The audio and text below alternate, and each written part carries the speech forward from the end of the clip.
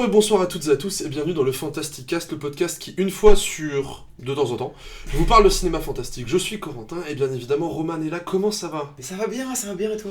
Mais ça va très bien, on se retrouve enfin pour un épisode après une longue période de creux. Évidemment, quel est l'emploi du temps de deux personnes n'est pas toujours simple, surtout quand les deux sont étudiants. Mais bref, on est de retour et on est de retour pour un épisode plus light, plus léger que d'habitude.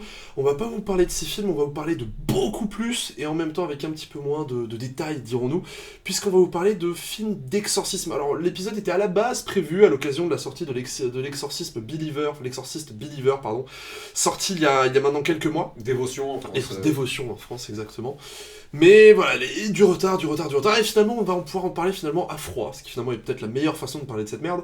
Mais donc voilà, on va également dévier plus globalement sur les films d'exorcisme, on a quelques noms à vous donner, enfin bref, vous allez voir, toi Roman, finalement la saga L'Exorciste, puis pour qu'on plonge directement et qu'on ne perde pas de temps, la saga L'Exorciste, qu'est-ce que ça représente pour toi?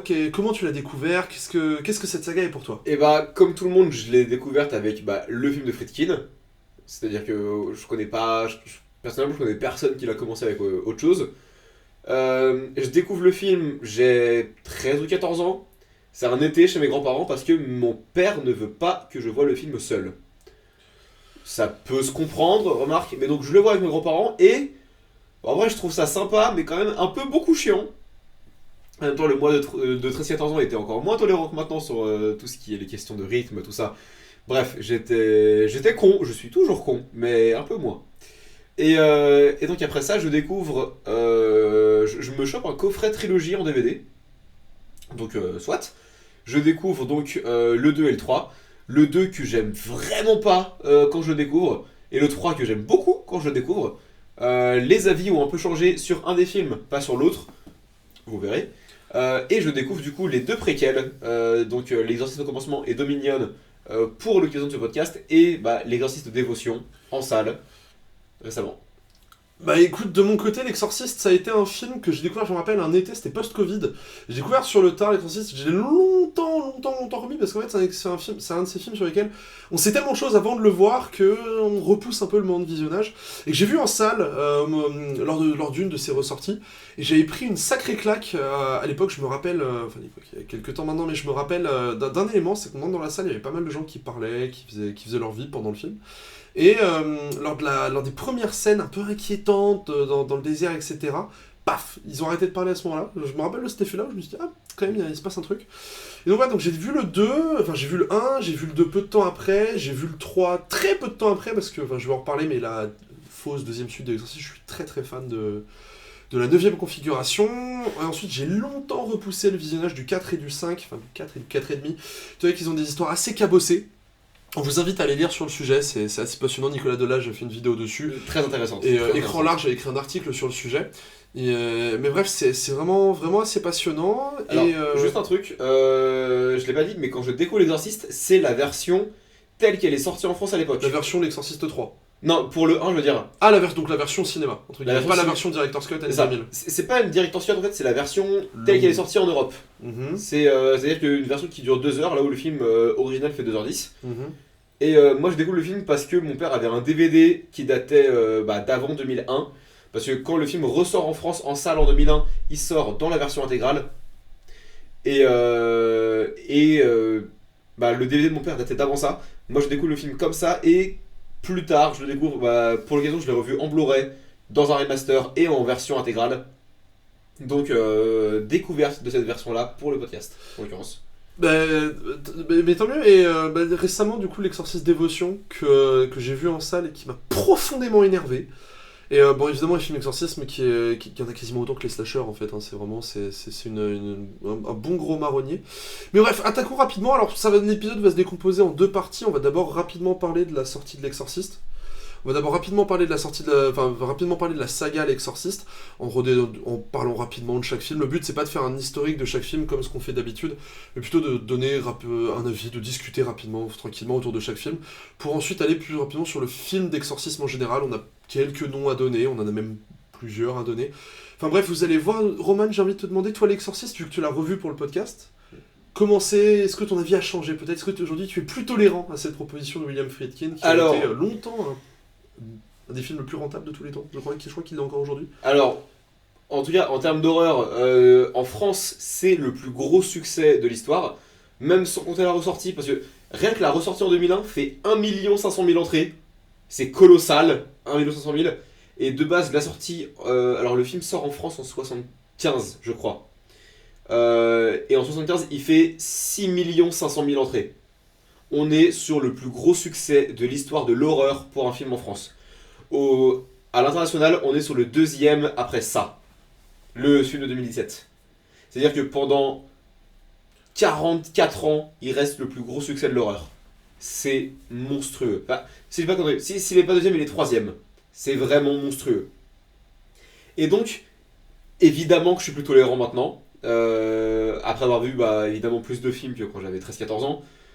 Après avoir ingéré d'autres façons de faire. Après avoir expérimenté encore une fois d'autres styles de mise en scène. Parce que le moi de 13-14 ans est un peu con. On est tous cons à 13-14 ans, hein, on va pas se mentir. Corentin, tu étais con, N'est-ce pas? n'est-ce pas? Voilà. Et évidemment, je prends plus de plaisir maintenant, même si j'ai quand même un peu de mal avec la première moitié du film, disons, je trouve. Même si elle sert à exposer les personnages et à créer de l'attachement, parce que du coup, que ce soit pour Mérine, surtout pour Caras et pour Regan, on est attaché à eux. Et pour la mère aussi, j'ai plus son nom à la mère, mais Je l'ai pas non plus. bref, Ellen Burstyn, voilà, la grande Ellen Burstyn. On s'attache beaucoup à eux à cette première partie, même si du coup, je trouve que le rythme en pâtit un petit peu, même si c'est totalement compréhensible avec ce qu'essaie de faire Friedkin, c'est-à-dire un film sur quelque chose qui dépasse l'humain, mais très humain au final. Je trouve ça très intéressant. J'aime beaucoup la dernière heure,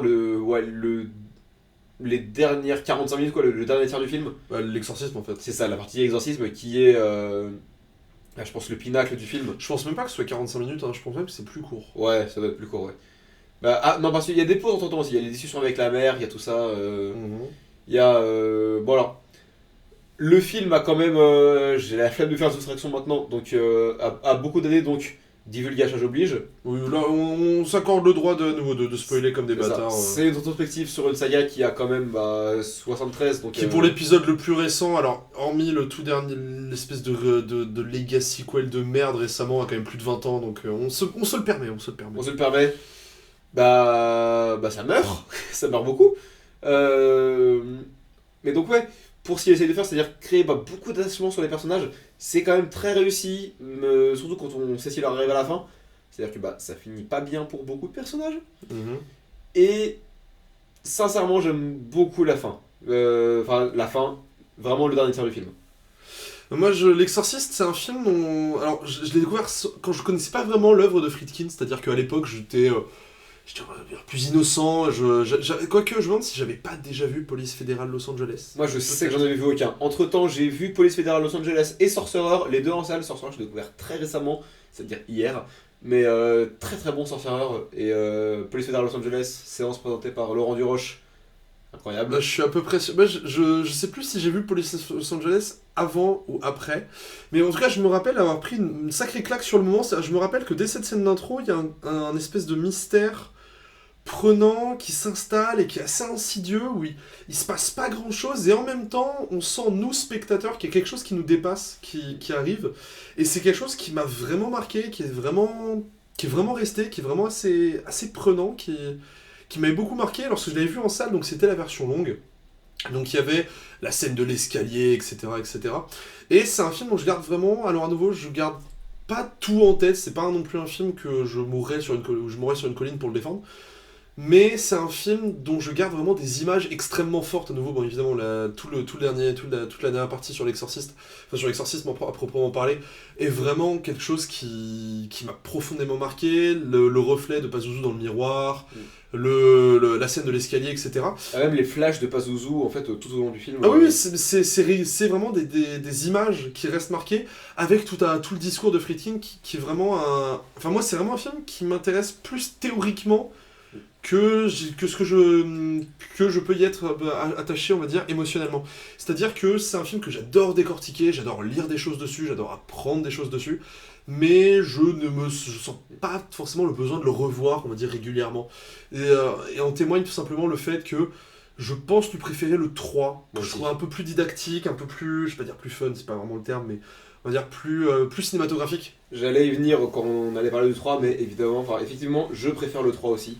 Bah, on va dire le 3 a le mérite pour lui d'être un peu plus dynamique, peut-être, parce que, à nouveau, dire que du 1 qui n'est pas vraiment très cinématographique, c'est une erreur de ma part, parce que Friedkin, bon, la mise en scène du 1 est à peu près inattaquable, mais on va dire que ouais, je trouve que le 1 il y a quand même un petit problème de rythme, malgré tout, mais je reste. Ouais, ça reste un très grand film, moi j'avoue.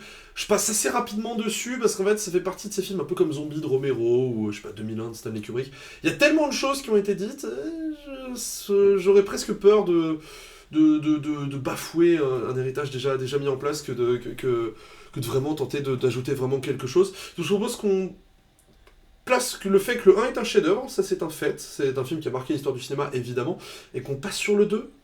Alors, j'ai juste un léger truc à dire sur le 1. Mhm, Ça m'arrive assez souvent de faire des suggestions de d'autres critiques, que ce soit vidéo ou podcast sur l'horreur. mhm. Déjà, le podcast de Nicolas Delage et Caméflex sur l'exorciste dévotion, où ils font un retour sur la saga L'Exorciste, allez-y. Et très récemment, c'est la vidéo de Drawer sur l'exorciste et sur le sous-texte pédophile de l'exorciste. Mhm. C'est-à-dire tout justement, tout ce qui concerne la pédophilie, la dénonciation de la pédophilie dans le film L'Exorciste, avec notamment le personnage du réalisateur qui s'appelle Burt ou Burke, j'ai un doute sur son nom, Mhm. mais en gros, il a été retrouvé mort, tombé de la fenêtre de la chambre de Reagan. Qu'est-ce qu'il foutait dans la chambre de Reagan?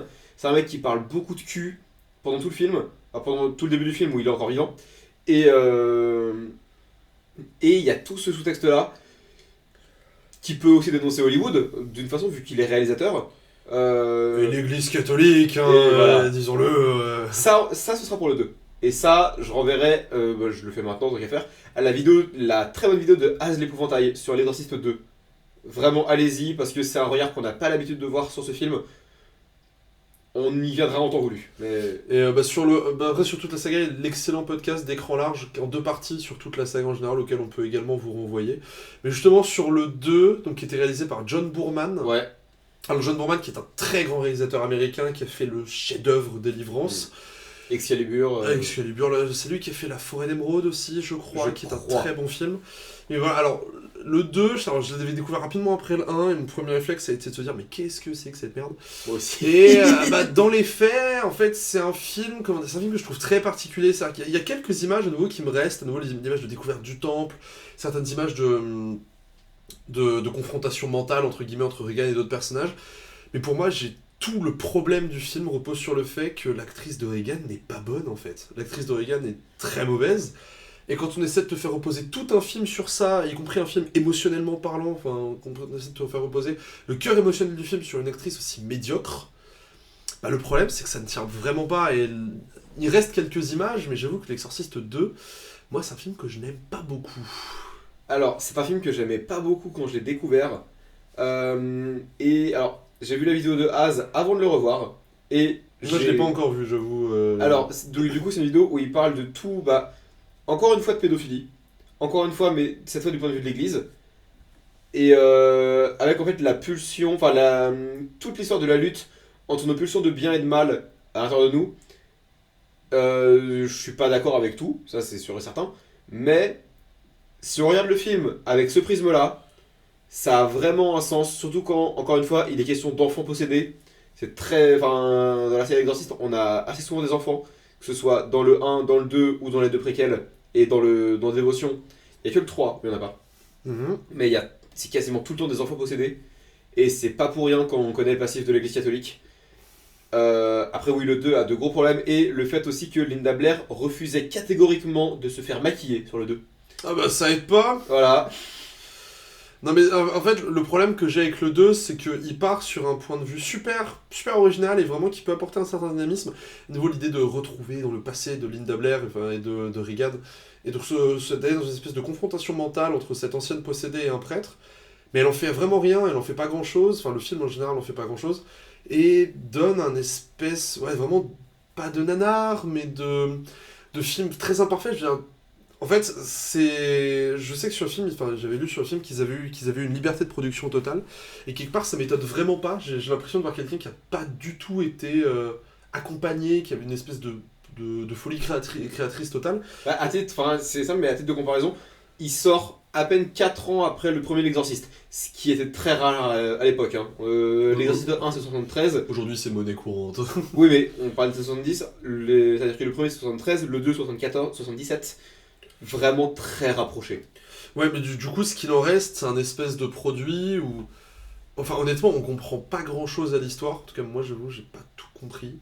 Et même dans ce qu'on comprend, moi vraiment, c'est pas un film qui m'intéresse beaucoup, c'est un film qui a du mal à me garder éveillé, parce que c'est un film qui manque. On va dire, si jamais il veut essayer d'aller dans le choc, bah, il a pas vraiment d'argument de son côté. Il peut pas vraiment surfer sur l'exorciste, enfin sur ce qui avait initié l'exorciste 1. Après, pour sa défense, entre guillemets, effectivement, c'est un film qui ressemble à pas grand chose d'autre. C'est un film qui est pas vraiment dans la suite du 1, qui est pas vraiment dans la continuité du 3, qui est un peu entre les deux, mais qui a définitivement la patte de son auteur. John Boorman, c'est quelqu'un qui aime se confronter au sublime, qui aime se confronter, on va dire, à quelque chose qui dépasse l'homme. Et là, dans ce film-là, il essaie de filmer des choses, d'apporter une certaine mythologie à la saga. Mais honnêtement, pour moi, ça apporte pas grand-chose au final. Ça a beau peut-être avoir un sous-texte passionnant. À nouveau, n'ayant pas vu la vidéo, n'ayant pas vu quoi que ce soit qui me semble évident de ce point-là. Mais c'est pas un film qui m'intéresse tant que ça, très honnêtement. C'est clairement un de ceux que j'aime le moins. Non, Ah, moi j'ai ma petite idée sur celui que j'aime le moins. disons qu'il est au milieu. C'est-à-dire qu'il y a eu des films après. C'est-à-dire que, mais dans la trilogie de base, c'est celui que j'aime le moins, c'est sûr et certain. Magnifique transition pour aller Vers le 3, qui est mon préféré. Enfin, Moi alors, aussi. il me semble que le 3 a deux versions, parce qu'en fait. Alors, c'est simple, l'Exorcist, c'est une saga assez particulière, puisque c'est une saga qui à chaque fois est drivée par un auteur, tout en faisant en sorte que les films n'ont aucun rapport entre eux. C'est un peu le James Bond de la possession. C'est-à-dire qu'à nouveau, le 1, William Friedkin, le 2, John Boorman, le 3, William Peter Blatty, auteur du roman original et réalisateur du chef-d'œuvre qu'est la 9ème configuration. Alors, je l'ai découvert pour l'occasion. Incroyable film. C'est cool. Les deux 4, donc Rémi Harlin, alors peut-être l'auteur le moins cérébral de toute la saga, mais définitivement quelqu'un qui sait mettre sa patte sur les films. Paul Schrader, donc grand auteur dont on avait déjà parlé dans l'épisode remake sur La Féline. Et bon, David Gordon Green, on fait pas toujours comme on veut. Hein. Et en fait, William Peter Blatty, donc, il y a deux versions de l'Exorciste 3, c'est-à-dire que si vous voulez voir la trilogie de l'Exorciste, c'est l'Exorciste 1, 2 et 3. En revanche, si vous voulez voir la trilogie de la foi, que je vous invite vraiment à découvrir, c'est l'Exorciste 1, la 9ème configuration, et l'Exorciste 3, Légion, qui est une sorte de director's cut du 3, qui est vraiment un film qui apporte un autre sens sur la saga. La Director's Cut est sortie en France. Hein. Ouais, chez ESC, dans un très beau coffret. D'ailleurs, jusque dans quelques jours encore, à l'heure où vous écouterez ça, il sera encore dispo en réduction pour Black Friday. Allez-y. Et par ailleurs, si vous voulez plus de détails sur le contenu de l'Exorciste 3 et de Légion, je vous invite à aller écouter l'excellent épisode du Pifcast sur les asiles, si je dis pas de bêtises, dans lequel il parle de l'Exorciste 3. Mais donc toi, Roman, l'Exorciste 3, que tu as découvert pour l'occasion. Non, je l'avais déjà vu, pardon, mais que tu as revu, du coup. Comment ça se passe ? J'ai découvert la Director's Cut pour l'occasion, par contre. Donc Légion. C'est ça. Mm-hmm. Et si tu veux rapidement parler de la 9ème configuration, vas-y aussi au passage. T'as l'air plus calé que moi, donc je vais te laisser parler de ça. Bah je donne déjà ton avis. Moi la 9ème configuration, c'est un des rares que j'ai pas revu pour l'occasion. Alors, je l'ai découvert pour l'occasion et je suis pas super client du rythme, mais encore une fois, je suis pas de meilleurs conseils à ce niveau-là. Je suis un peu formaté divertissement, mais même si, encore une fois, je peux totalement accepter d'autres propositions. Et pour le coup, celui-là, j'aime vraiment l'expérience que le film propose. Pour le coup, j'ai trouvé ça vraiment, vraiment intéressant à voir. Je vais pas en dire plus, c'est un film assez barré. Si je devais le comparer à un autre film qu'on aurait traité dans le podcast, ce serait éventuellement Au-delà du réel. Il y a des recoupements qui peuvent se faire, clairement. Après, j'en dirai pas plus. Mais allez-y. Il est sur Tubi si vous voulez le voir. Ouais, la 9ème configuration. Bah en fait, ce qui est passionnant avec cette trilogie, c'est que c'est une trilogie alors qui est très très intellectuelle, tout en étant assez didactique. Alors plus l'Exorciste 3 que la 9ème configuration, même si je peux pas m'empêcher de me dire que vu le niveau de réalisation et vu le niveau d'inventivité, de générosité, on va dire, de ces films-là. C'est dommage que William Peter Blatty ait pas réalisé plus de films que ça. Mais honnêtement, moi, c'est une trilogie que je trouve assez passionnante à nouveau sur tout ce qui est la foi, mais pas tant la foi que ce qu'il y a autour, c'est-à-dire le rapport à la foi et le rapport à le fait de conceptualiser qu'il y a quelque chose de potentiellement plus grand et plus puissant que nous. Comment est-ce qu'on réagit dans cette situation-là? Enfin, c'est vraiment une trilogie que je trouve passionnante à analyser, à décortiquer à nouveau. Et c'est d'autant plus intéressant que les deux versions du film ont vraiment deux visions différentes sur un même résultat. Et donc ça permet d'avoir, comment dire, deux façons différentes, très différentes d'aborder le film. À nouveau, la trilogie de l'exorciste qui va se concentrer sur le personnage de l'exorciste à proprement parler, qui va être un peu plus, on va dire, formaté commercial. Là où la Légion va vraiment avoir un regard, pas plus le regard de son auteur, il va se concentrer sur qu'est-ce que la foi et comment est-ce qu'on traite le rapport qu'on peut avoir à cette foi-là. Enfin, c'est vraiment quelque chose qui moi me passionne et qui dans ces films-là m'intéresse vraiment vraiment beaucoup. Même si à nouveau j'invite vraiment, là le but c'est plus d'être dans un rythme on va dire plus rapide, donc c'est pour ça que j'invite à passer, je renvoie vers les références qu'on a déjà données. Et sur le 4e épisode... Je tiens juste à dire un truc, tu parles beaucoup de foi et on parle beaucoup de foi tous les deux. Ouais. On tient juste, enfin, en ce qui me concerne, je suis agnostique. Voilà, je suis pas croyant ou quoi. Moi j'en ai rien à foutre. Voilà, donc on parle de foi dans un terme général. En termes général, purement thématique, purement analytique. Théorique. C'est ça, on ne fait l'apologie de aucune religion, voilà. C'est pas demain la veille que tu me verras le faire. C'est ça, moi non plus. Donc voilà, juste que ce soit clair, on va beaucoup parler de foi et de religion pendant cet épisode. Toutes sont au même niveau. Et l'Exorciste 4. Alors l'Exorciste 4, donc c'est un film qui existe en deux versions, on pourrait faire la version courte. Paul Schrader tourne une première version, le studio trouve que c'est de la merde, appelle Rémi Harlin, qui est à peu près l'opposé total de Paul Schrader, pour refaire le film sort, est un bide et ils sortent la version de Paul Schrader. Donc, pour vous situer, juste pour des exemples, Paul Schrader, scénariste de Taxi Driver, Rémi Harlin, réalisateur de Peur Bleue. De Peur Bleue ou de Die Hard 2. Ou de Cliffhanger. Voilà, donc, comment dire, alors si on commence par la version de Rémi Harlin, de Paul Schrader, on va commencer par celle de Paul Schrader. La première à être sortie en salle, c'est celle de Harlin, mais... commençons par celle de Schrader, c'était la première à être faite. C'est ça, la parole de production, donc, la boîte de prod, bon j'ai oublié le nom. Millennium. Millennium ? Il me semble que c'est Millennium. Je crois pas, mais... Bref. La boîte de prod laisse plus ou moins une carte blanche sur ton âge à Schrader. Schrader tourne son film et la boîte de prod lui dit « mais c'est de la merde ». Ils disent, je cite, que c'est pas assez effrayant et que c'est pas assez gore. C'est ça. Et donc, ils jartent Schrader et ils amènent Harlin, sachant que pour Schrader, il a voulu faire le même schéma que C'était Morgan Creek, pardon, pas Morgan Creek. Il a voulu faire le même schéma que ce qu'avait fait Friedkin, c'est-à-dire engager le meilleur acteur scandinave de sa génération. Donc pour Friedkin, sur le rôle du Père Mérine, il prend Max von Sydow. Et du coup, Schrader, sur son film, prend, toujours pour le rôle du Père Mérine, mais plus jeune, Stellan Skarsgård, qui est un très bon acteur. Un excellent acteur. Ouais.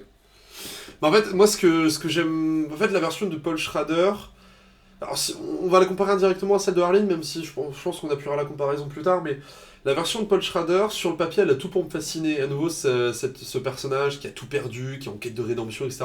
La rédemption étant un thème vraiment prédominant chez Schrader, notamment dans sa dernière trilogie bressonienne, enfin bref. Voilà, que je vous invite vraiment à découvrir, notamment l'incroyable First Reformed. Et en fait, sur le papier, il y a tout pour me plaire dans le film, c'est-à-dire il y a à nouveau ce père religieux, cette ambiance très lourde, très pesante. Mais malgré tout, on sent que c'est un film... En fait, on sent que ça aurait pu être un film incroyable, mais que c'est un film qui a vraiment été cabossé, qui a un parcours compliqué, qui n'a pas été fini, en fait, tout simplement. On a l'impression qu'il manque des scènes, on a l'impression qu'il manque des éléments pour comprendre la narration, et surtout, il y a des effets numériques dégueulasse. Alors, les hyènes. Harlin est pire là-dessus, mais les hyènes, même le masque de Son Goku à la fin. Hein. Mais c'est un film que malgré tout, j'ai un peu envie de défendre, parce que sa nature de film inabouti me donne aussi envie de faire ça. C'est-à-dire que, par exemple, je peux aussi penser au fait que... au fait tout simplement qu'il y a le flashback du Père Mérine pendant la Seconde Guerre mondiale, qui est de loin une des meilleures scènes du film. Dans le Harleen, il y a un espèce de cliffhanger putassier autour de cette scène. Dans le Shredder, c'est la scène d'intro et elle est vraiment glaçante. Qui revient plusieurs fois d'ailleurs. Ouais, qui revient en écho au personnage. Maintenant, on peut toujours se poser la question de... Certes, c'est un film différent, ça c'est un film remanié, mais est-ce que c'est un film pour autant meilleur? J'aurais tendance à dire que oui, parce qu'il est plus marqué par la patte de son auteur, il est plus marqué par des thèmes inhérents à l'exorciste, parce qu'effectivement, Paul Schrader, pour réaliser un préquel de l'exorciste, quelque part, ça colle. Malheureusement, le résultat final est ce qu'il est. On se retrouve avec un film très imparfait et qui malheureusement n'a pas grand chose à dire étant donné le potentiel de son auteur. C'est-à-dire que Paul Schrader, il a des thèmes autour de la rédemption et de la foi. Il a déjà fait dans X films, Taxi Driver, La Dernière Tentation du Christ, À tombeau ouvert, enfin bref, il en a déjà fait dans tant de films. Est-ce que ce film-là ajoute quelque chose à sa mythologie d'auteur, je veux dire? Je ne trouve pas. Maintenant, j'ai envie de le défendre. Stellan Skarsgård reste un acteur vraiment exceptionnel. Il y a des scènes vraiment très fortes. Il y a la scène d'intro, etc. Il y a des thèmes vraiment prenants. Justement, thématiquement, on parlait de foi et de religion, mais comment tu gardes la foi après avoir vécu les horreurs de la Seconde Guerre mondiale? Ça, pour le coup, c'est assez intéressant à traiter. Mais c'est jamais vraiment décrypté. C'est ce que j'allais dire. C'est que c'est effleuré, mais c'est pas non plus amené. Et en fait, le fait que la fin ait un côté ultra anti-spectaculaire pour finalement finir sur un espèce de pseudo Avengers du style maintenant je suis le père Mérine. Enfin, tu fais... Ouais, mais bon, ça, on n'a pas la sensation qu'il y ait vraiment eu quelque chose d'autre. C'est, en fait, sa nature de film blessé invite à le défendre naturellement, mais ça reste un peu dur, on va dire, de se satisfaire de ce qu'on a malgré tout. C'est ça. Mais il y a toujours plus à se mettre sous la dent que dans le Harleen. C'est-à-dire que Renny Harlin, c'est quelqu'un qu'on aime bien. C'est quelqu'un que moi, en tout cas, j'aime bien. À nouveau, Die Hard 2, c'est super. Cliffhanger, c'est excellent. Au revoir à jamais, c'est trop bien. Enfin, je crois que tout ce que je connais de Harleen, c'est Peur Bleue. Peur Bleue, c'est vachement bien aussi. Et Freddy 4. Ouais, mais Freddy 4 aussi, c'est super. C'est très cool, Freddy 4. C'est ça, enfin, c'est quelqu'un qui est ultra généreux, même dans sa carrière post-2000. Pourtant, Dieu sait qu'il a eu des hauts et des bas. Il a fait Hercule, il s'est quand même fait taper par Brett Ratner.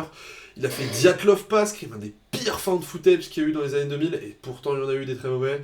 Il en a fait un film que j'adore qui s'appelle Mindhunters, Profession Profiler en anglais, avec un gunfight sous l'eau. C'est super bien.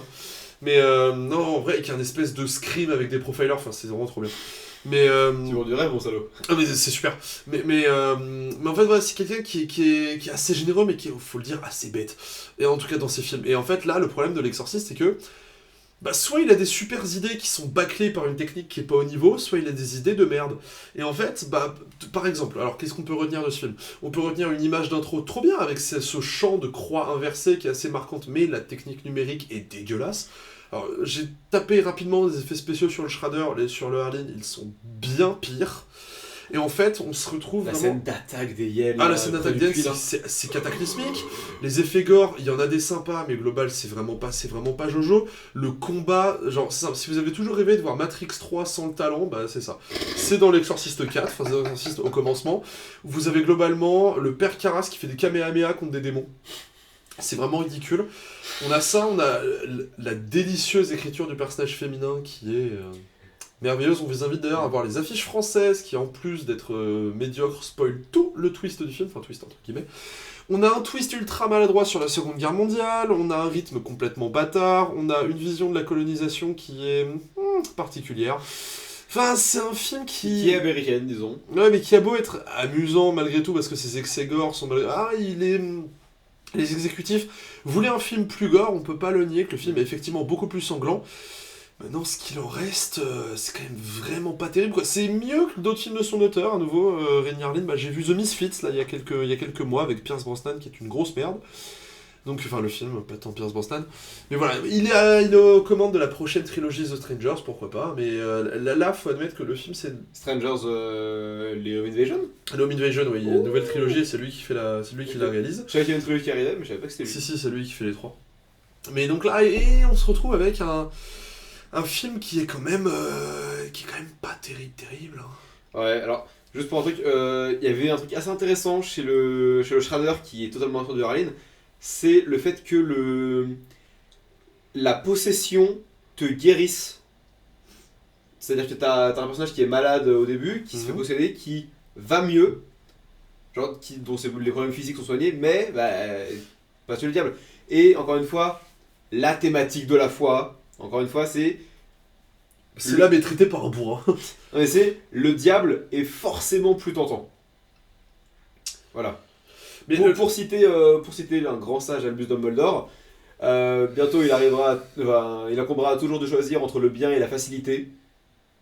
Voilà, le diable peut sembler être la facilité. Mais ouais, mais le problème du Harlin, c'est qu'il a l'air d'aborder ces thèmes-là, mais en fait, il en fait une espèce de sous-produit, sans ambiance, sans envie, sans grand talent. En fait, ce qui me rend triste, c'est que Renny Harlin, c'est toujours quelqu'un qui a su divertir, qui a su apporter quelque chose dans un film. À nouveau, on peut parler de Peur Bleue, on peut parler de Die Hard 2, c'est certes des films très imparfaits, mais c'est des films qui sont faits avec un vrai talent d'artisan. Et il a également 2 obsessions, si vous voulez vous amuser, les explosions et les hélicoptères. Alors, les hélicoptères, il y en a dans à peu près tous ces films, les explosions, il y en a dans à peu près tous ces films, il n'y a pas d'hélicoptère ici, quoique, non, il n'y en a pas. Non, mais il y en a pas je crois qu'il n'y en a pas dans Freddy 4. Non, mais il y a des explosions.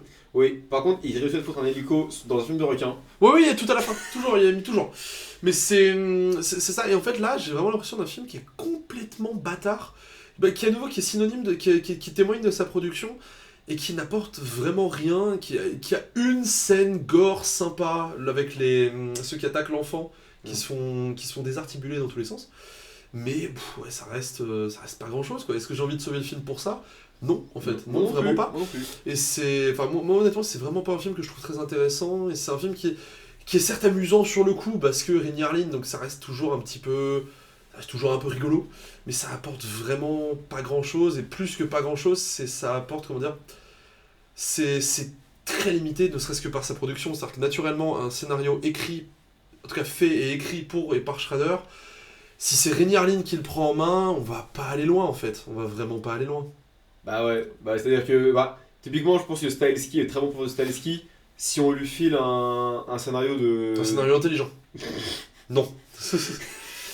Non, mais après, j'ai envie de dire, on va pas loin avec l'Exorciste au commencement, mais on va toujours plus loin qu'avec l'Exorciste Dévotion. C'est ça, voilà. J'allais dire transition vers un film difficile à sauver. Alors, l'Exorciste Dévotion. Bon alors, bruit de rechargement. Alors, déjà David Gordon Green, qui est ce salopard, ce personnage, pardon.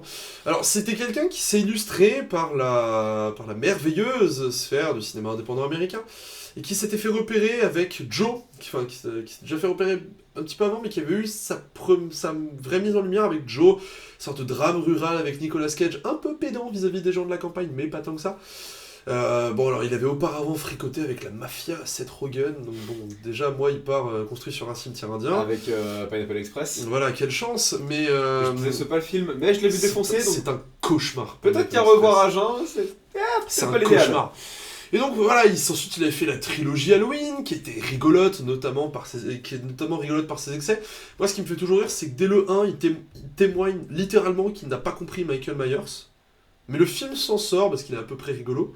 Le 2 s'en sort aussi parce qu'il est vraiment rigolo, notamment par ses excès et par sa cocaïne.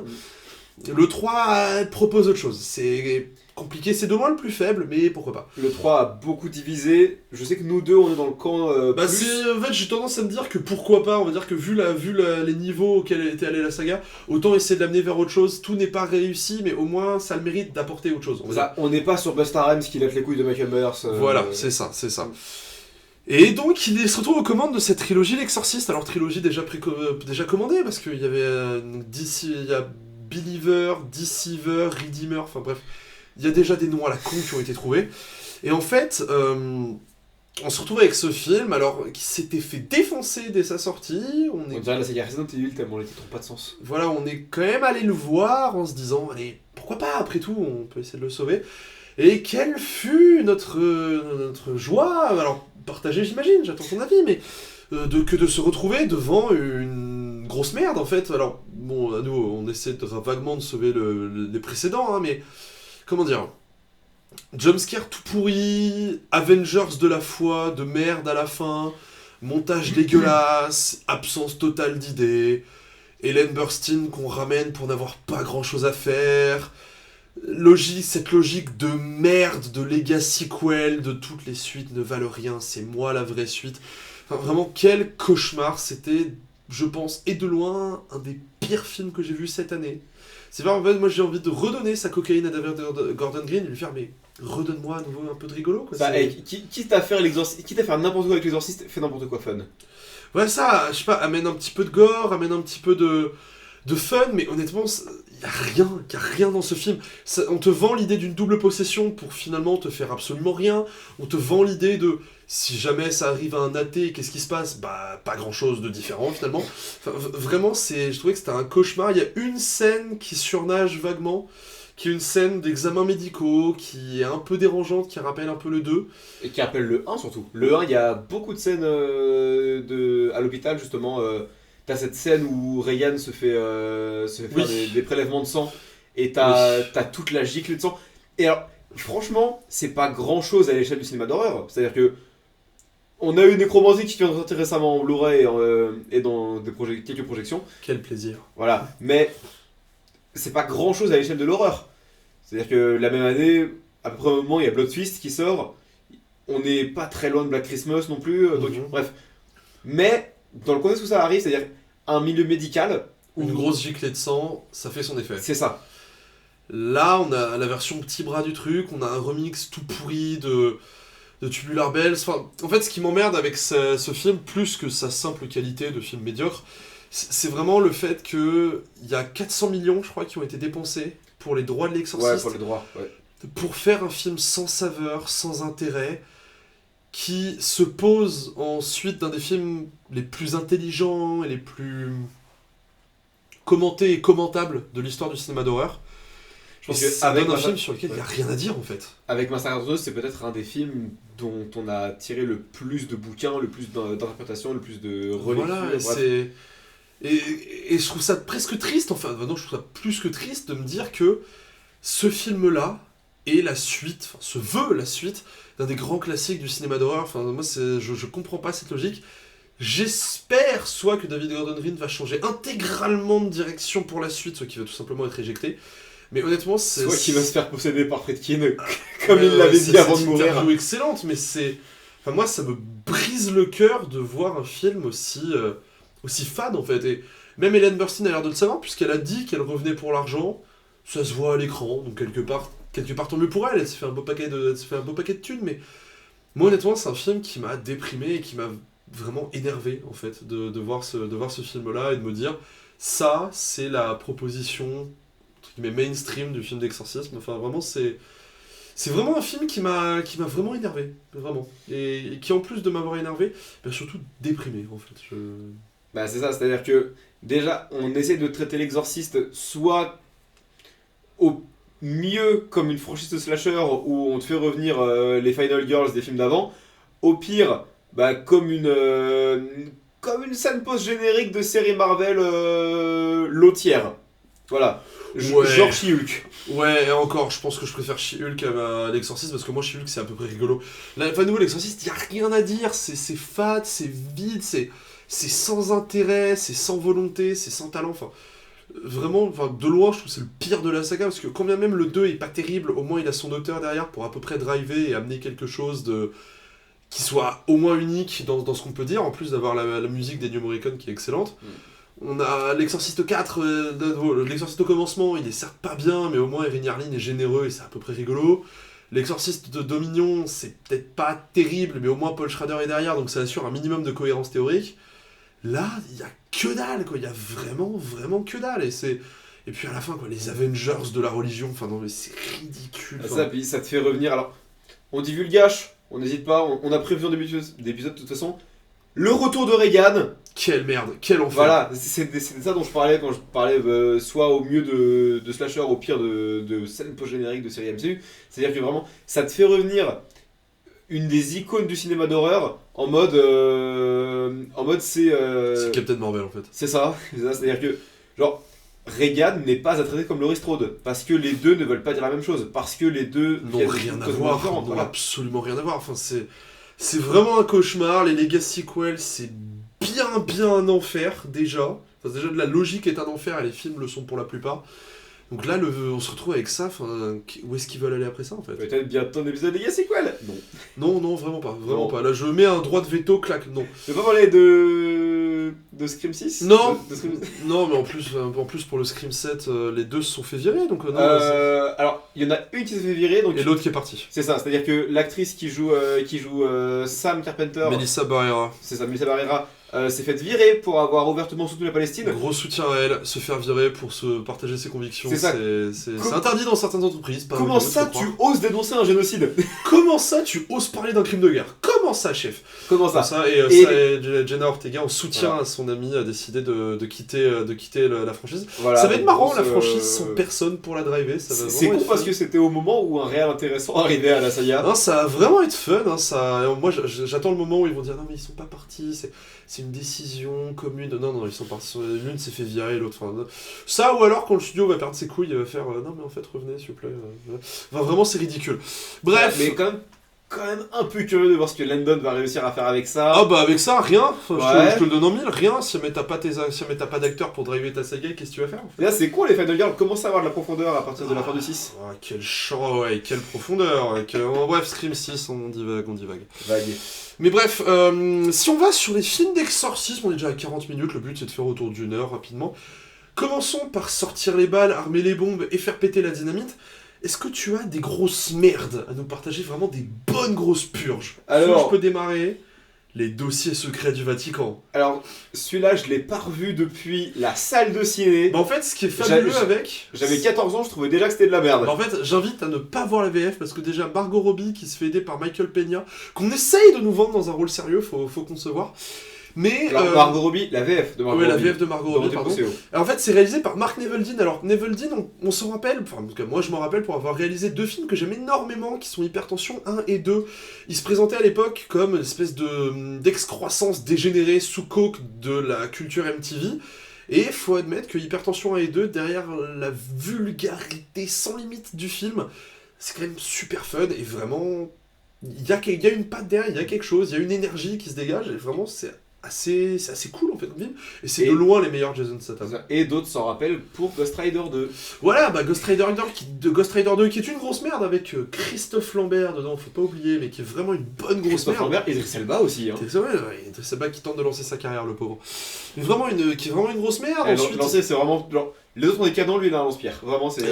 Ils avaient fait aussi, faut pas oublier, ils avaient fait Gamer Ultimate Game qui est irregardable, honnêtement, qui est en plus d'être limite malhonnête sur son discours, a un montage mais catastrophique. Enfin, CF Karim Debache. Hein. Voilà, mais c'est vraiment affreux. Et ensuite, alors après ça, Brian Taylor a su rebondir, c'est-à-dire qu'il a fait un Mom and Dad avec Nicolas Cage qui est bien en dessous de ce que son concept peut promettre, mais qui reste sympa. Qui reste dans les Nicolas Cage les plus regardables. Et il a surtout fait l'excellentissime série Happy sur Netflix que je vous recommande, qui est Hypertension 3 en fait, qui est vraiment assez fun, qui est hyper dynamique, qui est très très gore, bien immoral, bien dégueu, enfin qui est vraiment vraiment fun et qui rappelle qu'il en a encore un peu sous le pied. Et puis bah, Mark Neveldine a fait les dossiers secrets du Vatican, qui, alors pour filmer, il a fait ce qu'on appelle dans le milieu Kenneth Branagh sur Thor 1, c'est-à-dire que pour filmer l'étrange, on débule. Tout le monde débule en filmant bien, hein, voilà, bizarre. Donc voilà, dès qu'il y a une scène un peu bizarre, clac, c'est filmé de travers. Il y a une scène de fin qui est complètement nawak, qui se veut avoir des résonances un peu actuelles avec l'actualité, qui n'en a pas. Et surtout, le film est d'une misogynie assez sans limite, c'est-à-dire que déjà, si t'es une prostituée, tu es un suppôt de Satan. C'est logique, c'est affirmé par le film, c'est pas moi qui le dis. Comme le dirait un grand penseur, en puteux. Oui, et ensuite, si jamais tu es un personnage féminin, ah bah c'est mal parti pour toi, hein, vraiment. Donc non, vraiment, c'est une belle purge qui est bien chiante, filmée de bien, donc faut pencher la tête. Et puis surtout, bah Michael Peña dans un rôle, alors déjà Michael Peña tout court, mais surtout Michael Peña dans un rôle sérieux, ça demande quand même une sacrée suspension d'incrédulité. Et donc toi, est-ce que t'as pas une grosse merde sur l'exorcisme à nous partager? Vraiment une bonne grosse purge? Alors, il y a l'exorcisme de Anna Grace. Alors, j'en avais un bon souvenir, mais j'ai revu quelques extraits, en fait, je pense qu'il faut pas que je le revoie du tout. Moi, j'avais juste un souvenir, de trucs assez surprenants, avec quelques images un peu crado, mais non, je pense vraiment pas qu'il faut le revoir. Moi, c'est juste que le réal a un nom rigolo. C'est quoi? Diederik van Ruijgen. Voilà. Ah, t'es souhaité. N'est-ce pas? Et ouais, Anna Grace, pareil, vu en salle à l'époque, donc on était en 2018, si je ne m'abuse. Quand ils sont en France, fin d'année, genre décembre. Ouais. Et Sacré cadeau de Noël. Et bonne année. Franchement, entre ça et Black Christmas l'année d'après, on On n'était pas gâtés, franchement. Ça, on est gars, ouais, franchement, on s'en sort bien. En plus, c'est scénarisé par celui qui a fait Boogeyman 2. Que j'ai vu ni le 1 ni le 2 d'ailleurs. Franchement, tu peux t'en passer. Y'a pas Keaton dans le 1? Potentiellement, je t'avoue que je vais pas aller regarder. Et ouais, bref, Anna Grace, bah c'était ultra convenu, vraiment. Vraiment, On parle des clichés sur les slashers, mais les films d'exorcisme ils sont pas mal aussi. Ouais, surtout, on te dit film d'horreur dans une morgue, ça peut être génial, genre Jane Doe, Ouais, on vous renvoie Jane Doe à Identity. Mais putain, Anna Grace. C'était bien long. Bah, une autre grosse merde aussi, dont je peux parler, moi il y a un film que j'aime vraiment, mais alors vraiment pas beaucoup, c'était The Exorcism of Anna Eklund. Alors on parle de... alors ouais, les exorcismes off, il y en a vraiment beaucoup. On parle vraiment de films poussifs, convenus, clichés. Lui, c'est le boss final dans le domaine. Vraiment, Anna Eklund, c'est très dur à aborder. Faut y aller préparé, faut se mouiller la nuque, faut vraiment y aller en sachant à quoi s'attaquer. C'est-à-dire qu'en termes de médiocrité, on est Diego Calva. En termes de vraiment médiocrité. Diego Cohen. Diego Cohen, pardon, Diego Cohen, je confonds. Diego Cohen qui est... Enfin, c'est-à-dire que Mark of the Devil aussi, c'est très mauvais. Mais c'est vraiment... La marca del diablo, ah, la marca del demonio. On est sur le... Romina. On est vraiment sur ce niveau-là. C'est-à-dire Anna Eklund, allez-y en sachant à quoi vous attendre. Mais en revanche, si on va sur les trucs un peu meilleurs, il y en a un que j'aimerais mettre en avant, que beaucoup de gens ont détesté, mais que j'avais trouvé vraiment surprenant et vraiment pas mal. C'était Exorcism of God de Alejandro Hidalgo. Aucun lien. Alors Alejandro Hidalgo, c'est quelqu'un qui avait su se... Aucun effet unique. Comment ? Aucun effet unique. Ouais, toujours. Mais en fait, c'est quelqu'un qui avait su se faire remarquer parce qu'il avait fait, il y a quelques années, un film qui était vraiment excellent, qui était La Casa del Fin de los Tiempos, House at the End of Time, qui était vraiment exceptionnel, que je vous invite à découvrir, qui passait un peu sous les radars, qui fait un peu peur. Hein, voilà. Et il a fait Exorcism of God. Alors Exorcism of God, c'était il y a 2 ans maintenant, je crois. Ouais, je crois. Ça s'était fait défoncer à sa sortie, et honnêtement, j'avoue ne pas trop comprendre pourquoi. C'est-à-dire que ça... Alors, As d'Épouvantail a fait une excellente vidéo dessus, vers laquelle je vous renvoie, et ça prend place dans un... Alors déjà, le héros est un prêtre qui, lors d'un exorcisme, a violé la femme qui était exorcisée, sous couvert de possession. Il faut pas. Et oui, évidemment. Et c'est un film qui va parler de ça, qui va cultiver ce rapport particulier que l'Église peut avoir à la sexualité et au viol. Et c'est d'où la blague, tu sais ce que c'est un exorcisme inversé ? Vas-y. C'est quand le démon dit au prêtre de sortir du corps de l'enfant. Et et en fait, le film va parler de ça et va avoir un regard assez intéressant sur le sujet. Et en parallèle, ça va également avoir plusieurs idées visuelles assez barges. Alors, il y a certains jumpscares vraiment efficaces, il y a certaines images vraiment très fortes, et surtout, il y a cette scène climax, bah nouveau comme le titre l'indique, de démon qui va exorciser le dieu du prêtre, en fait. Et ça va... Honnêtement, ça a le mérite d'être assez original, d'avoir quelques idées vraiment fortes, avec une fin assez inattendue, honnêtement, qui marche plutôt bien, et qui sert un propos globalement très cohérent, en plus d'être assez fort. Donc non, vraiment, Exorcism of God, alors sans être un chef-d'œuvre non plus, qui reste dans le domaine de la très sympathique bisserie, je recommande, c'était vraiment un film très sympathique, assez original, et qui s'était fait défoncer, je trouve, assez injustement. Et bah, pour rester sur la sympathique bisserie, un peu plus ancienne, mais pas beaucoup non plus, Possession. Ah, le film juif. Voilà, donc c'est un film, donc, comme Corentin l'a dit, sur film d'exorcisme, mais sur la religion juive, c'est-à-dire qu'on va exorciser un D-Book. D'ailleurs, je vous renvoie aussi au court-métrage D-Book qui est dispo sur Shadows. Mais donc, Possédé qui est très sympa, franchement. C'est dans celui-là qu'il y a un truc avec plein d'insectes dans une chambre. Oui, des espèces de papillons de nuit, ouais. Et c'est dans celui-là qu'il y a une main dans la gorge. Oui, c'est-à-dire que la fille qui est possédée sent qu'elle a des douleurs dans la gorge, elle va regarder, elle va foutre une lampe, elle va s'éclairer la bouche avec une lampe de poche face à un miroir, et elle va voir 2 doigts lui sortir de la gorge, arriver sur sa langue. C'est une image qui m'avait marqué dans la bande-annonce. Moi aussi, je me rappelle de ça. Et oui, Possédé, j'ai vu quelques extraits, j'ai pas pu voir le film encore malheureusement. C'est prévu. Mais ça avait l'air, ma foi, fort sympathique, et ça me fait penser à notre film d'horreur juif, The Vigil, qui était de... The Vigil, après Vigil n'a pas d'exorcisme en tant que tel, vu que ça va être plus... le personnage est tout seul, de toute façon, dans The Vigil, mais c'est vrai que quitte à changer de religion, quitte à rester sur la religion juive et changer par rapport au catholicisme, The Vigil, je suis pas le plus grand client, mais ça reste regardable. Bah, c'était réalisé par Keith Thomas, qui était quelqu'un d'assez intéressant et qui avait réalisé un segment, si je dis pas de bêtises, pour... non, Keith Thomas, oui, je crois que c'est lui, qui avait réalisé un segment pour l'anthologie Guillermo del Toro, non? Il me semble, et je crois aussi que c'est lui qui avait réalisé l'abominable Firestarter, le dernier en date avec Zac Efron, qui était un cauchemar absolu, mais qui avait réalisé un segment pour l'anthologie de Guillermo del Toro qui était, ma foi, assez sympa. Mais après, The Vigil, qui est plus un film de possession maison hantée. Il a réalisé l'épisode 5, Pickman's Model.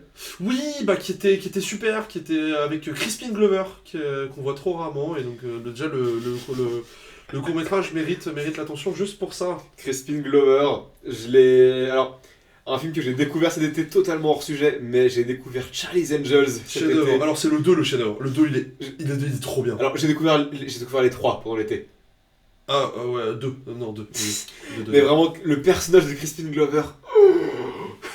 Ah, c'est compliqué, hein, mais, non, mais après, moi, un rôle que j'adore, c'est une époque. On oublie, mais c'est Willard, de Glenn Morgan, que j'ai pas encore vu. Qui est super, qui est vraiment, vraiment très sympa, et qui en plus, dans cette logique de remake des années 2000, s'en sort vraiment bien. En plus d'être assez léché esthétiquement, c'est vraiment un plaisir. Mais donc, Crispin Glover, pour ceux qui savent pas, George McFly.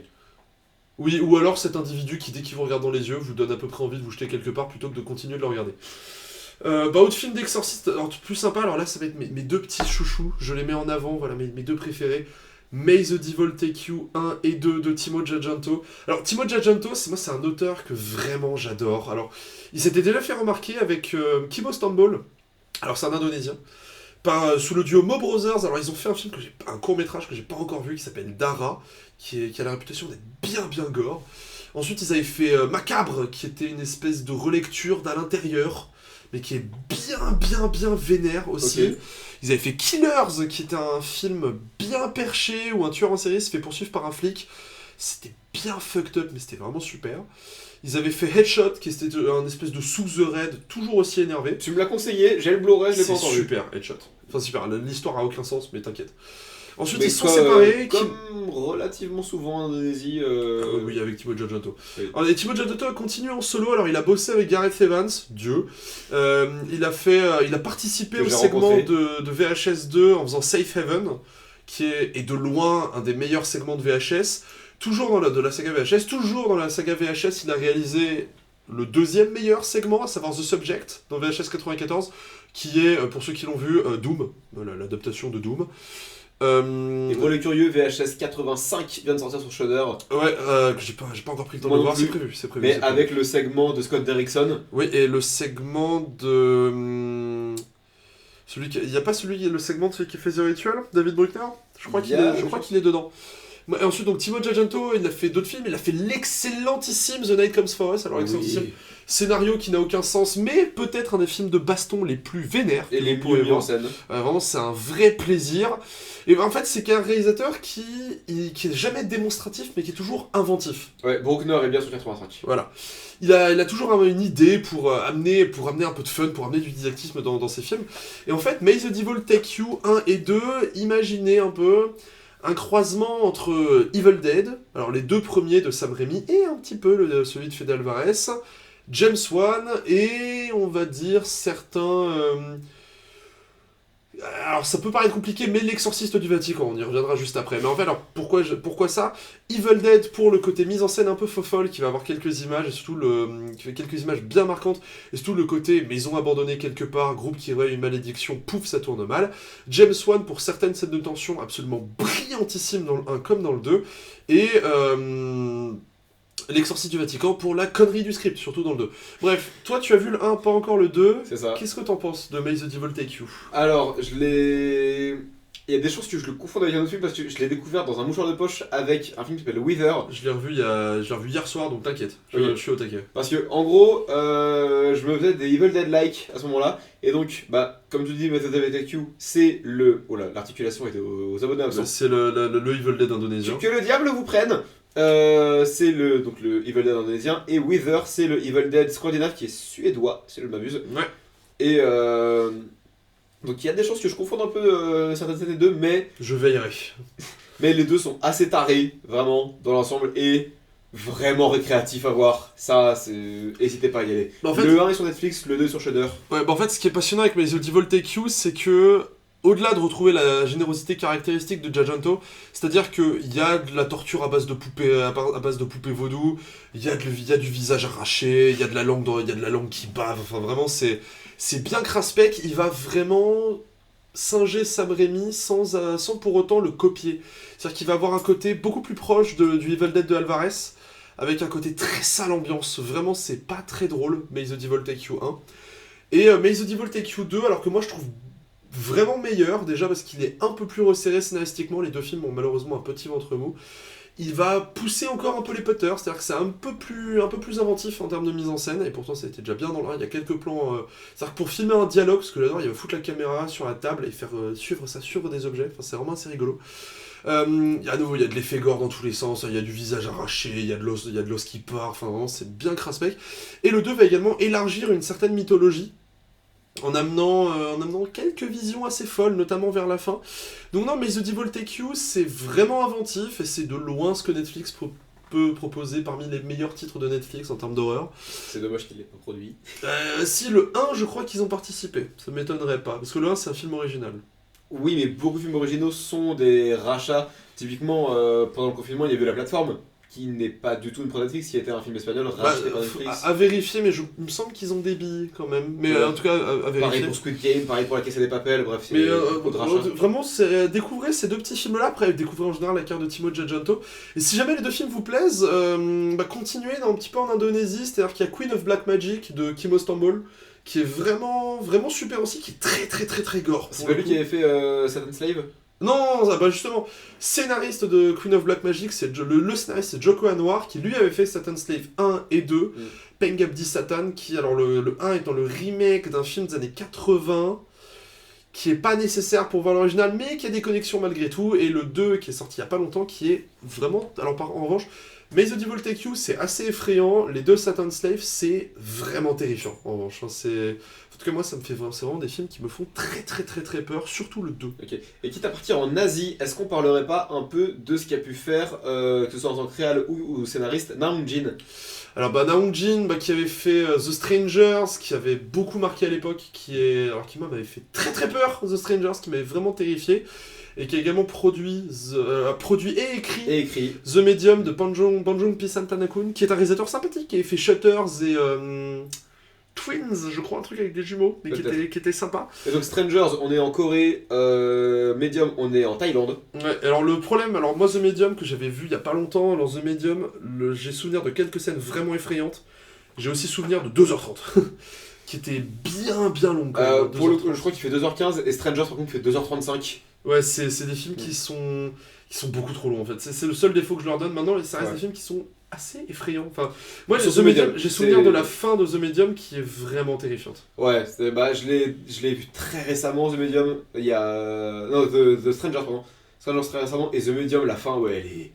Et surtout, ça fait longtemps qu'on n'a pas vu un fin de footage dans le cas de The Medium qui fonctionne autant, en fait. C'est. Ouais, alors pareil, fan footage, mais qui assume pas totalement. C'est-à-dire qu'il y a clairement des scènes qui peuvent pas être tournées en fan footage. Oui, mais pour le coup, ça participe au dispositif du film parce que ça amène vraiment des scènes de... Enfin, à nouveau, il y a vraiment des scènes de...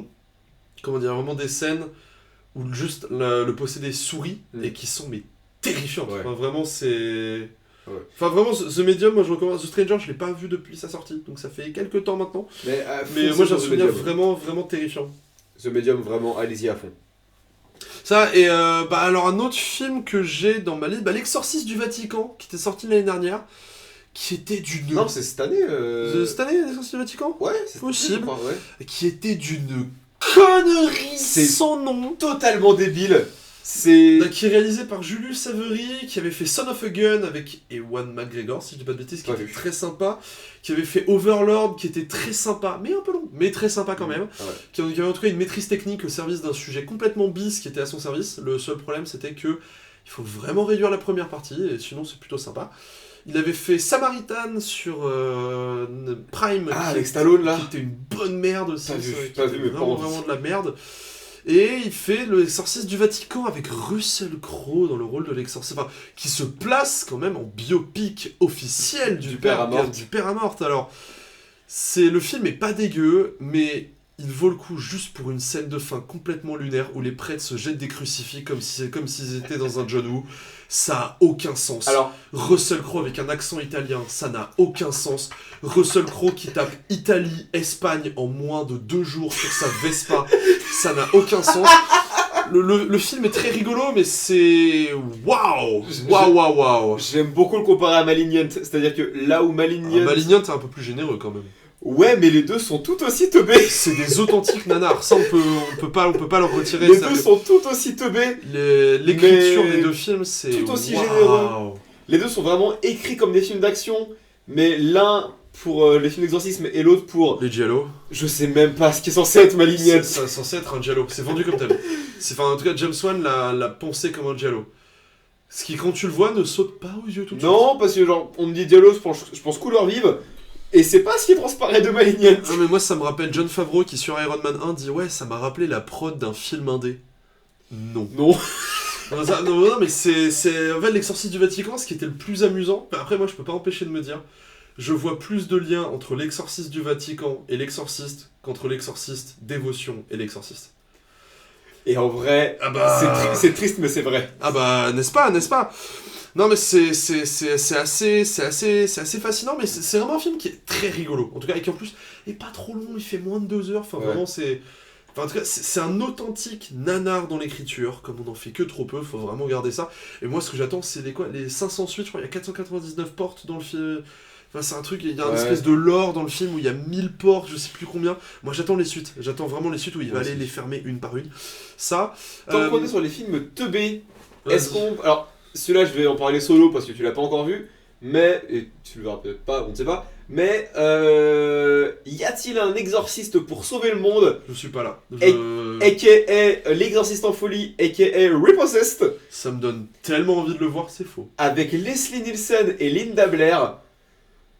On est dans les années 81 ou 90, non 80 je crois, fin 80, on est en 86 il me semble. Ouais, fin 80. Et alors c'est très débile, on est sur une vibe Zaz mais mauvais Zaz, genre Scary Movie 3. Genre les frères Wayans, pélo. Oh. Non. Ne compare pas les As à des blagues de caca, s'il te plaît. Les Wayans sont pas sur le 3. Mais les Wayans ont fait des blagues de caca dès le 1. Oui, Voilà. mais David Zucker a fait des blagues sur Michael Jackson dans le Non, 3. et quel enfer. Enfin, bref, quel enfer. Moi, Scary Movie est notre grand point de dissension. Ouais, j'aime beaucoup le 1. Le reste est... Moi, dès le 1, je m'arrête. Hein. Fait, bref, et donc l'exorcisme pour sauver le monde, c'est bien. Pas trop. Ouais, Pas trop. Dès le titre, je m'en doutais pas. C'est ça. C'est dans quel Scary Movie qu'il y a cette scène cataclysmique de non-drôlerie où il y a une plante qui fume un humain? C'est Non. le 2. Ah. C'est le 2, et d'ailleurs la scène d'intro du 2, on a justement une parodie de l'exorciste avec... C'est là où il se fait pisser dessus. Et il se fait vomir dessus. Ah. Ils s'entre-vomissent tous dessus. Ah, le pic de l'humour. Voilà, alors, pour contextualiser, quand les Wayans font Scary Movie 1, on est en 2000.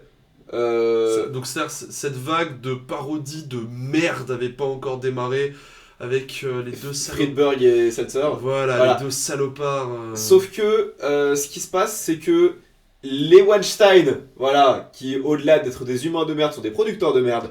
Bon, qui ont eu le mérite dans les années 90, il faut le rappeler quand même, de mettre en avant certains auteurs, mais qui étaient de loin parmi les pires saloperies d'Hollywood. Voilà, mais on en parle que en tant que humain de merde, mais en tant que producteur. Ils sont pas vernis non plus, quoi. Voilà, et entre autres, ils ont plus ou moins forcé les Wayans, décidément, entre Weinstein et forcer des gens à faire des trucs qu'ils veulent pas, il n'y a pas que dans le sexe. Voilà. Mais, donc, ils forcent les Wayans à faire Scary Movie 2 en 1 an. C'est peu. C'est très très peu, et c'est beaucoup trop peu, au final, quand on voit le résultat, qui est le plus gros potentiel gâché de la série, c'est-à-dire qu'à partir de 3, le 3 qui est peut-être le moins pire après le départ des Wayans, mais bref, encore le niveau du 3 c'est pas non plus excellent, mais en gros le 2, les Wayans avaient toutes les meilleures volontés du monde, ils ont dans des interviews, ils disent qu'ils ont regardé plus d'une centaine de films d'exorcisme, vus ou revus plus d'une centaine de films d'exorcisme, et de maisons hantées en général, pour préparer ce film. sauf qu'au final, tu sens la pression des Weinstein derrière, tu sens qu'ils ont voulu pousser au cul, et au final, le film est vraiment bâclé, et c'est très dommage. Mais bon, ils feront quand même d'autres trucs derrière que je considère comme assez fandard quand même. Ils ont fait quoi d'autre? J'aime beaucoup Faussement Infiltré. Ah, c'est eux? C'est eux, Faussement Infiltré. Ah putain, à ce moment-là, c'est plus une carrière, c'est un casier judiciaire. Ouais, alors t'as pas vu Little Man. Non, mais c'est pas prévu. Enfin, quoique, moi, l'un des deux frères, je sais plus lequel, m'a surpris parce qu'il était. Alors ils sont beaucoup, ils sont plus Je que vais deux. pas Hein. dire qu'il était bon. Je vais dire qu'il était étonnamment pas mauvais. Dans un film d'un réalisateur qui est normalement un vrai chat noir et qui là pour le coup était étonnamment moins mauvais que d'habitude, qui était The Curse of Bridge Hollow, qui était un film de Jeff Wadlow. Alors Jeff Wadlow, pour ceux qui voient pas, Ouais. Kick-Ass 2, Action ou Vérité, Nightmare Island. Enfin, il a fait un film relativement bon dans sa carrière qui est Cry Wolf, qui est un espèce de Il paraît. slasher années 2000. Après, je suis pas un hater de Kick-Ass 2. Oh, quel enfer! Kick-Ass 2, quel enfer! Avec le gag du sexe, enfin... Ah! Quelle horreur. Mais donc voilà, et donc Jeff Wadlow, il a fait ce truc sur Netflix qui...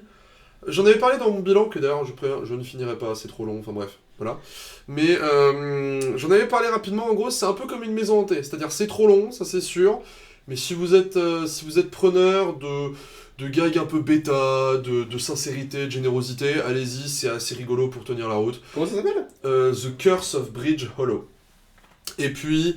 Ah, le mauvais esprit d'Halloween. Voilà, C'est et il y a l'un des frères Wayans, alors je sais pas Marlon. lequel, Marlon C'est Wayans, Marlon Wayans. qui découpe des squelettes à la tronçonneuse sur ACDC. Ça se refuse pas, indéniablement. Alors, Marlon Wayans, si je dis pas de conneries, c'est Shorty dans les Scary Movie. Celui qui se fait fumer par la plante, justement. Ouais, c'est lui. Voilà. Marlon Wayans qui est peut-être...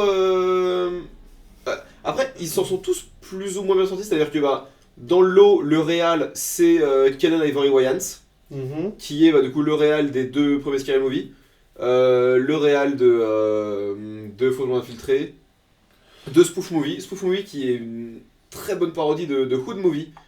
Voyez Spoof Movie, c'est très cool.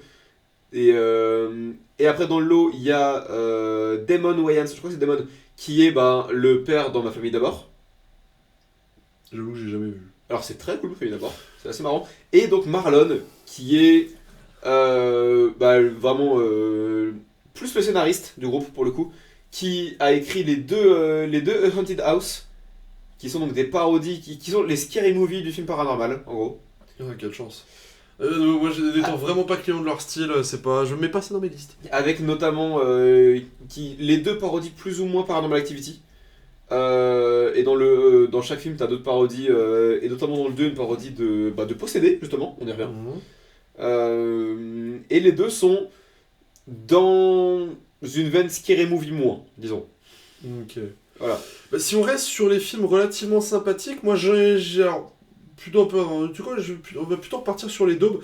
Moi j'ai 3 daubes que j'ai envie de fusiller. Je t'en prie, sors les lâches. The Demon Inside, de ce salopard de William Brent Bell. Alors, William Brent Bell, c'est quand même quelqu'un qui devrait arrêter de toucher aux caméras, parce qu'il a quand même fait The Boy, il a quand même fait The Boy 2, il a fait... The Boy 2, c'est irregardable. Ah, c'est regardable, il a fait Stay Alive, qui est aussi une belle purge, il a fait Esther 2, C'est Esther 2 quand même dommage pour Stay Alive. Esther 2, qui on le rappelle, a un début de film qui est flou, hein, la mise au point n'est pas faite, qui a fait Séparation, qui est un film qui sur le papier est incroyable, dans les faits est une merde infâme, je vous invite à lire le synopsis de Séparation, à rêver et à ne pas voir le film.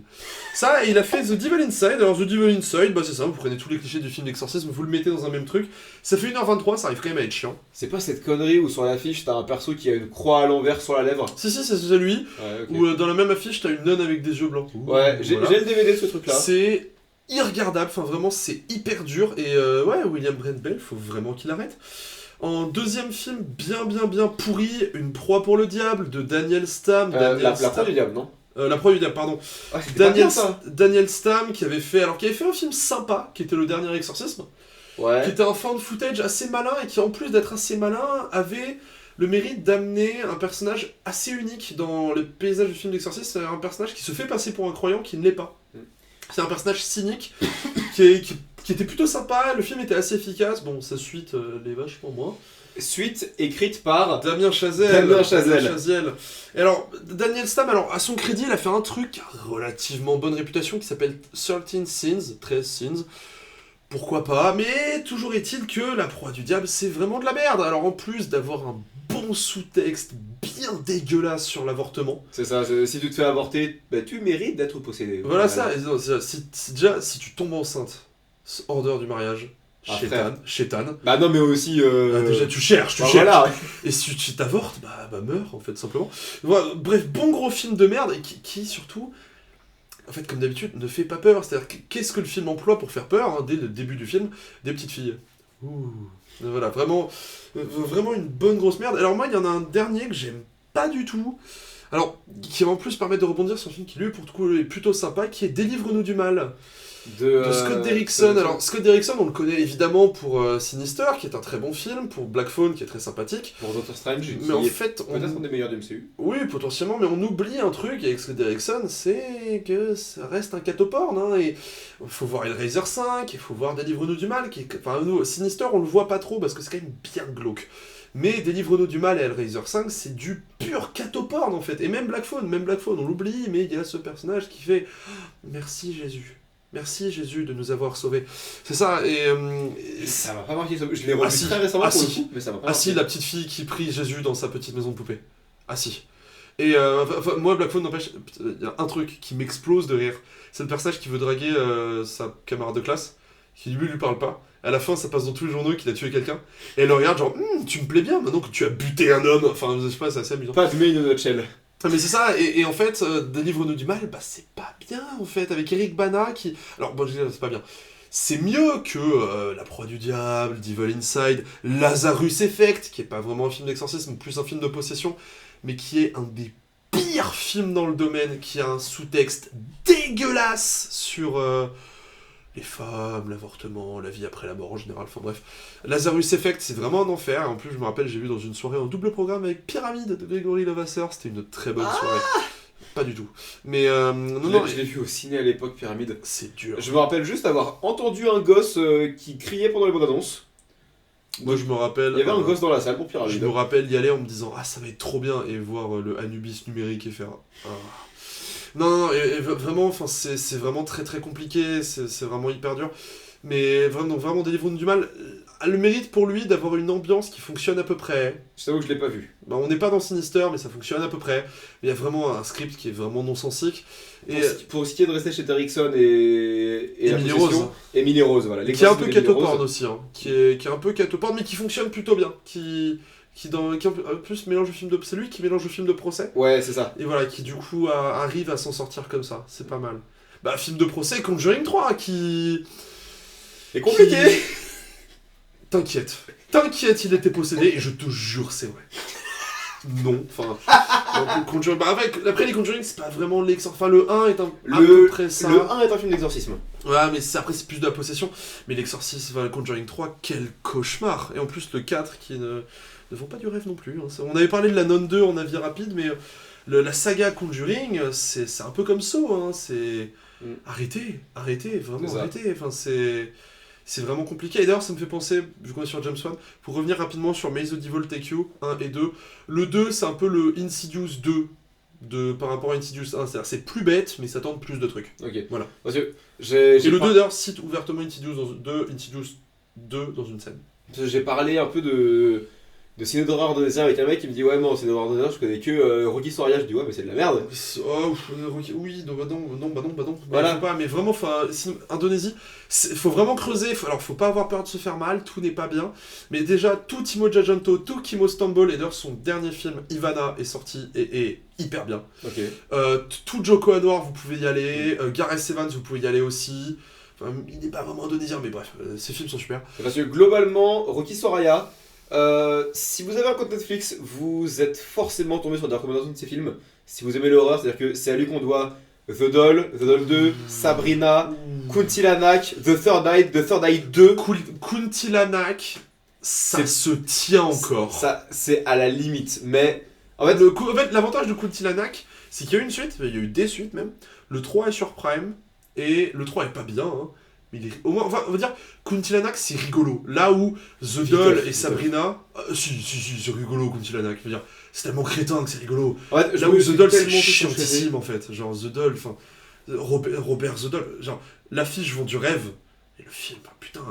Et surtout, tous ces films, enfin, tous les films de Rocky Soria sont des dérivés, soit des films de One, soit des films dérivés de films de One. C'est-à-dire que les The Doll, c'est les Annabelle. Les films de One qui sont eux-mêmes des films dérivés d'eux. Hein. Enfin, c'est ça. Voilà, soyons honnêtes, c'est très efficace, j'aime beaucoup aussi. Hein.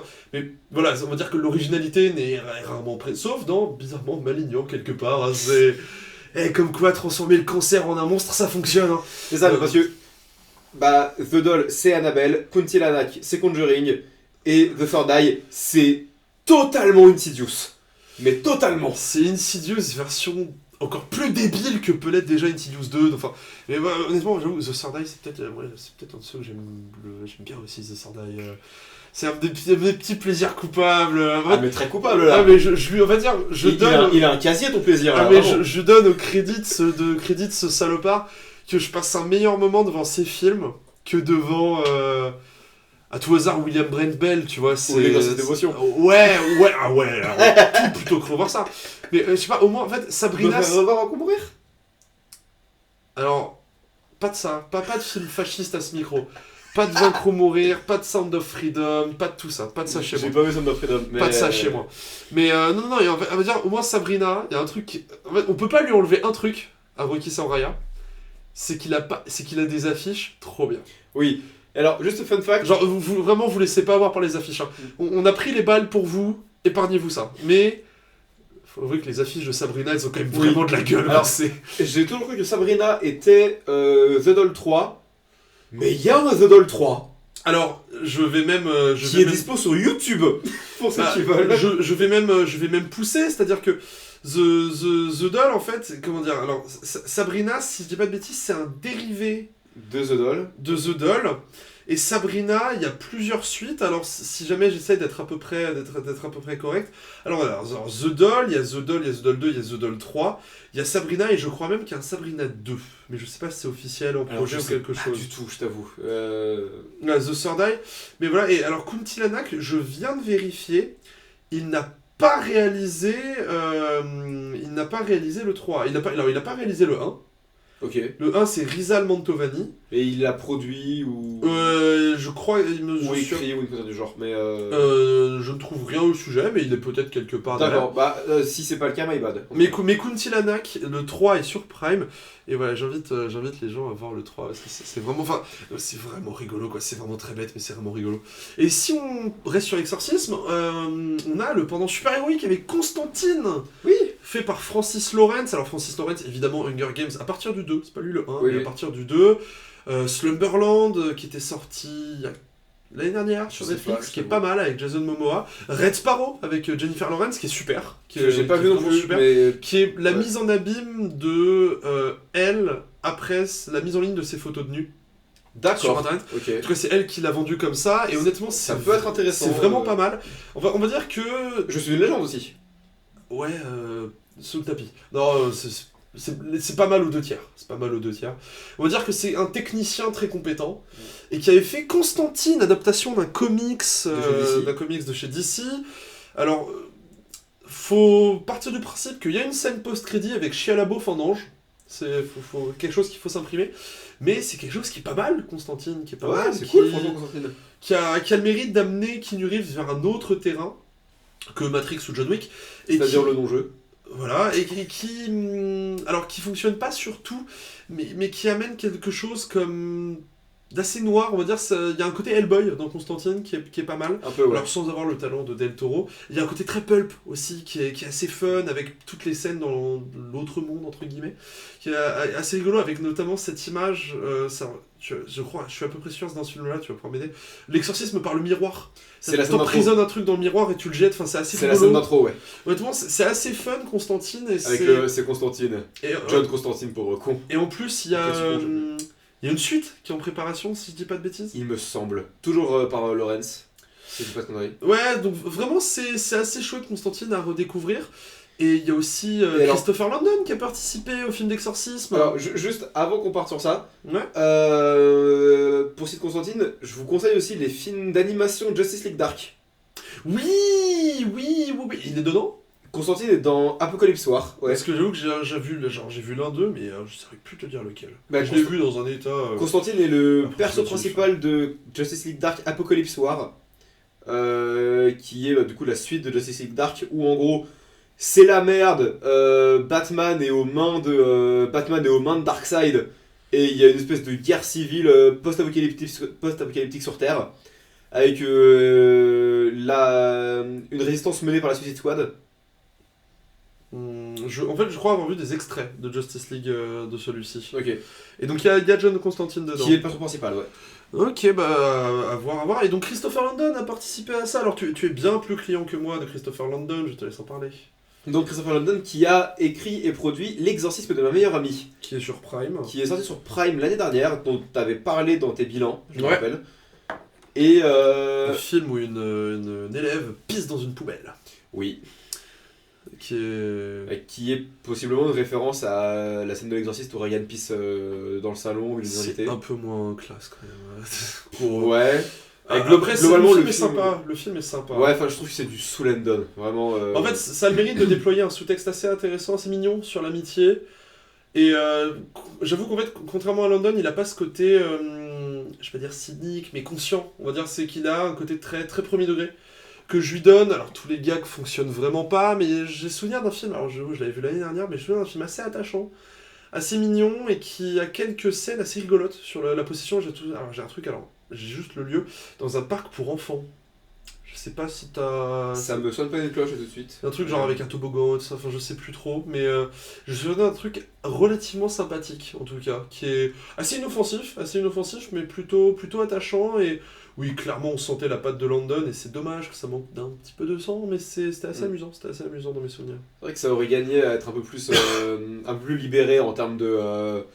Bah freaky en fait, hein. On C'est ça. sait qu'il sait faire du gore, mais bah, après tu me diras, il a aussi fait We Have a Ghost, qui est dispensable. Oui, Pour qui est. rester poli, qui fait 2h10. Ouais, putain. c'est très long par contre. Wave Ghost, je déteste pas, mais. Bah, il y a David Harbour en fait, c'est difficile de détester parce que David Harbour est tellement adorable dans le film que c'est. Enfin, il a un quota sympathie tellement fort que c'est compliqué de le détester. Peut-être que pour un prochain épisode de Noël, on parlera de Violent Night, je ne sais pas. Peut-être, mais c'est compliqué en fait de détester le film où il y a The Ghost, mais c'est. C'est vraiment tendu quoi. Après, moi, Christopher Landon, j'aime bien genre Freaky quand il fait des excès et qu'il va te filmer un meurtre à la bouteille. Même The Marked Ones, qui pourtant est vraiment crétin, bah il y a au moins des sorcières qui se font tuer au shotgun quoi. Enfin, je sais pas, c'est assez. Il y a au moins de ça. Bah, même c'est Happy Birthday, son. Oui, c'est Pierce qui est évidemment, pardon, mais qui est évidemment plutôt rigolo, donc c'est pour ça. Et j'aime beaucoup aussi son manuel de survie à l'Apocalypse Zombie. Ah, ça je peux pas. Ça c'est ma limite. Ça peut se comprendre. Je te laisse. C'est ma limite, dessus. c'est ma limite. Tu me laisses avec mes films débiles, je te laisse. Bah, moi j'ai un dernier film d'exorcisme qui est plutôt sympa, dont je peux parler, qui est Le Rite de Michael Alfstrom avec C'est Anthony Hopkins, ouais. qui est très classique, mais qui est vraiment sympa, et où on sent que les acteurs ont envie un peu plus de se donner un peu plus que la moyenne, la mise en scène est un peu plus inspirée, donc non, ça peut faire le travail. Ou éventuellement Deborah Logan aussi. Mais Pas vu non plus. Mais Deborah Logan, en fait, le problème c'est que, à part la fin, c'est pas bien en fait. Par contre, tant qu'on est sur les films un peu teubés, peut-être aller du côté de Hong Kong.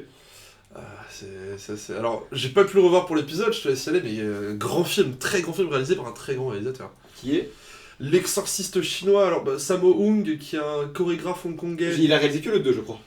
Sammo Hung, Il me semble je qu'il a fait que le suis 2. à peu près sûr qu'il a réalisé le 1, parce que pour le coup, en fait, l'exorciste chinois, donc il y a le 1 et le 2 c'est Ricky Lau. Je suis à peu près sûr.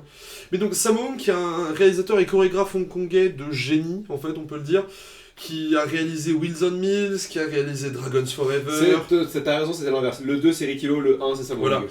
qui a réalisé Eastern Condors, Lucky Star, qui a chorégraphié je sais pas combien de grands films, qui a aussi joué dans Hitman 2, dans Touch of Zen, dans Enter the Dragon, dans beaucoup trop de films en fait, mais qui est carrément un très très grand acteur, qui a également joué dans SPL de Wilson Yip, qui est un putain de film avec Wu Jing, Simon Yam, Donnie Yen, enfin vraiment un très très très très grand réalisateur et qui a donc réalisé cet Exorciste chinois. Je te laisse en parler, tu l'as vu plus récemment, je crois. Ouais, alors l'Exorciste chinois 1 et 2, on est sur des films qui vont.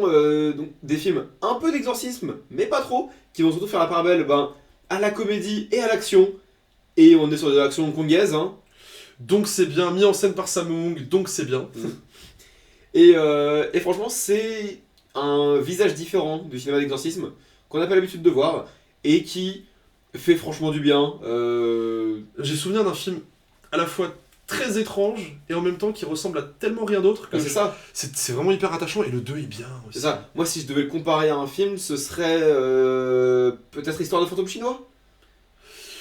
Oui, et encore, parce que l'histoire de fantôme chinois a un côté plus baroque. Là où, C'est vrai, c'est où Scary Encounters of the Spooky Kind, enfin, donc l'exorciste chinois, a un côté plus timbré en fait, Ouais. vraiment vraiment timbré. Et alors le 2, faut le voir. En fait, le 2, La fin du 1 avec des espèces de voix de cartoon en accéléré. bah écoute, un jour Et je te montrerai un truc qui s'appelle Sex and Zen avec le 2. Alors je crois que dans le 2, une flûte qui n'est pas jouée par la bouche. Un film qui s'appelle Sex and Zen, à ton avis. Je veux pas dire, mais tu as déjà ça dans les nouvelles aventures d'Aladin.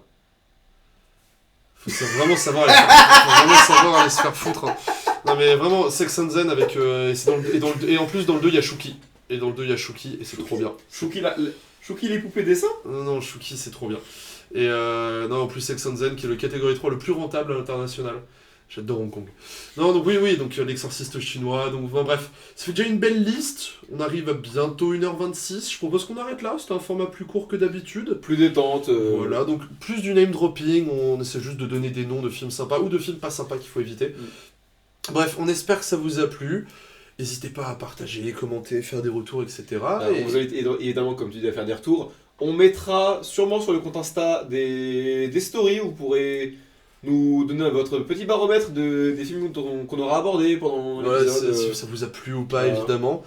Et on se dit, alors rendez-vous dans 3 semaines, on espère, si les emplois du temps le veulent bien, pour un épisode qui devrait être celui de Noël. C'est ça, on est un podcast beaucoup basé sur l'Inch'Allah. Beaucoup basé sur la théorie, on va dire. C'est ça, et qui marche pas toujours. Mais on ne lâche pas et on reste là, bref, on espère.